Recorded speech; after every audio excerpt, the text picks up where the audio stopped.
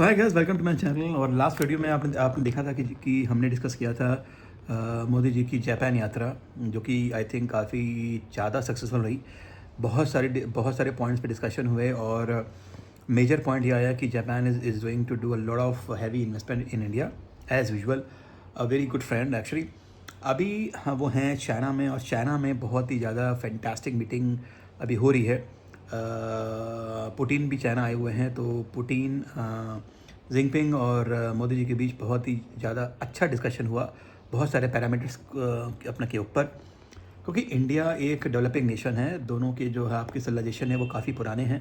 Japan is around 1.4 billion and India is close to 1.5 billion. So और taken together अगर मैं इन तीनों economy की अगर बात करूँ तो total is around 37 to 38 trillion dollar, which is way head then USA. और सबसे बड़ी बात क्या है कि चाइना और इंडिया दोनों का जो मेन इशू था आपका टेरिटोरियल इशू, लैंड को लेके कि ये मेरी टेरिटरी है या आपकी नहीं है, ये मेरा हो गया। तो चाइना और इंडिया के बीच में आई थिंक ये काफ़ी हैवी डिस्कशन चल रहा है।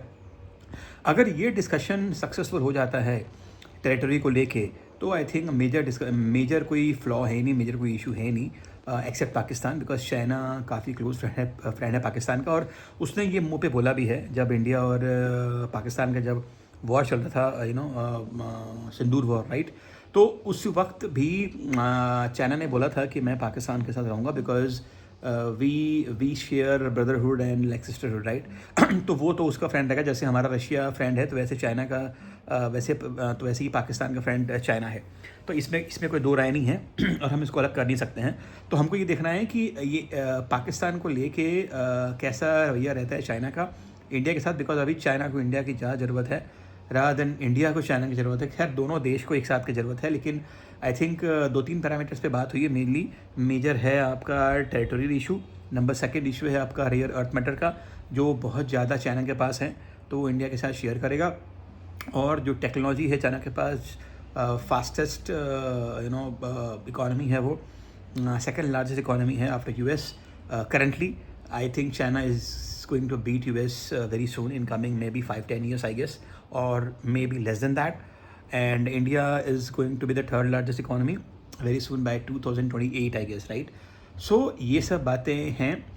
पहला है आपका टेरिटरी इशू जिस मैंने कहा आपको, सेकेंड इशू है आपका रेयर अर्थ मैटर का, और तीसरा जो मेन इशू है आपका वो है कि China is going to help India in technology. Number second, India के को अभी काफ़ी रोड इंफ्रास्ट्रक्चर करना है। तो आप भी जानते हैं कि चाइना एक्चुअली मैन्युफैक्चरिंग हब का 31% टोटल ऑल ओवर वर्ल्ड का he is a manufacturing hub China जो है।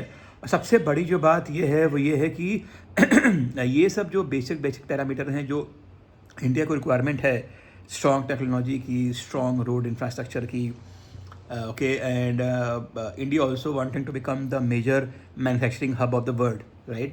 बिकॉज पॉपुलेशन ज़्यादा है तो मैन्युफैक्चरिंग ज़्यादा स्पीड से हो सकती है, बिकॉज लेबर है यहाँ पे अच्छा खासा और काफ़ी यंग प्रोफेशनल हैं। और आई थिंक ये सब चीज़ों पे जब बात होगी तो चिढ़ने वाले चिढ़ेंगे, और उसमें से सबसे बड़ा जो इंडियन भाषा में जो हम बोलते हैं वो है ट्रम्प। तो आई थिंक ट्रम्प ने अभी शायद एक कोई न्यूज़ भी दी है कि अगर मैग्नेट्स नहीं दिया चाइना ने यूएस को, तो Trump is going to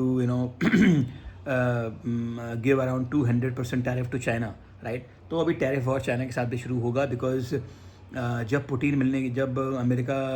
Trump and Putin जब मिले थे तो ये बोला गया था कि आई थिंक काफ़ी अच्छा उनके साथ भी डिस्कशन हुआ है। लेकिन अब तीनों का मिलना आई थिंक एक नए सुपर पावर को प्रेजेंट करेगा। आई थिंक वेस्टर्न पावर अभी धीरे धीरे ख़त्म हो रहा है, डिफेम हो रहा है वो, क्योंकि when you become egoistic, right.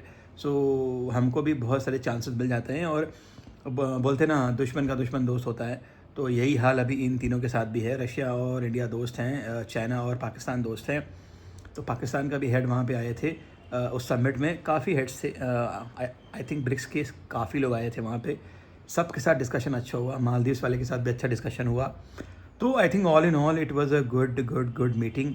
अभी उसके माइन्यूट्स क्या आप मीटिंग्स के आ जाएंगे तो आई थिंक हम लोग और ज़्यादा डिस्कशन करेंगे, लेकिन बहुत ही अच्छा डिस्कशन रहा, और आई होप कि India is going to be at the top as soon as possible, और India will rock as always. India grow करेगा तो हम ग्रो करेंगे, सिंपल सी बात है। तो मेरा देश महान, मेरा भारत महान, और मैं चाहता हूँ कि इंडिया फास्टेस्ट ग्रोइंग इकॉनमी तो है ही है। जीडीपी के जो नंबर्स आए हैं वो बहुत ही ज़्यादा एनलाइटिंग करने वाले हैं कि 7.8% का जीडीपी है, which is way beyond expectation. हमारा एक्सपेक्टेशन था around 6.8 to 6.9, but we have beaten all the estimates. 7.8% GDP से हम ग्रो कर रहे हैं, तो we are not a dead economy by Donald Trump, we are a fastest growing economy. मतलब उसको नाम लेते हुए शर्म आती है, शर्म क्या, बहुत हंसी आती है। हालांकि वो बहुत सुपर पावरफुल बंदा है, लेकिन फिर भी ऐसा लगता है कि माइंड ज़्यादा यूज़ नहीं करते हो। नहीं मैं नहीं मानता। तो ऑल इन ऑल हमको किसी से क्या मतलब है, हमको अपना ऑप्शन देखना था। हमको अच्छे ऑप्शंस मिल गए, और वो ऑप्शंस में हमको अगर मिल रहे हैं कि हम चाइना के साथ मिल के, जापान के साथ मिल के, रशिया के साथ मिल के, और भी डिफरेंट ब्रिक्स कंपनियों, डिफरेंट ब्रिक्स कंट्रीज़ के साथ मिल के हम अगर बहुत अच्छा काम करने वाले हैं, अपने देश को आगे बढ़ाने वाले हैं, तो I think nothing like that. तो विद दिस आई थिंक हम लोग कल मिलते हैं एक और वीडियो में। टिल देन, वाहेगुरु जी का खालसा, वाहेगुरु जी की फतेह।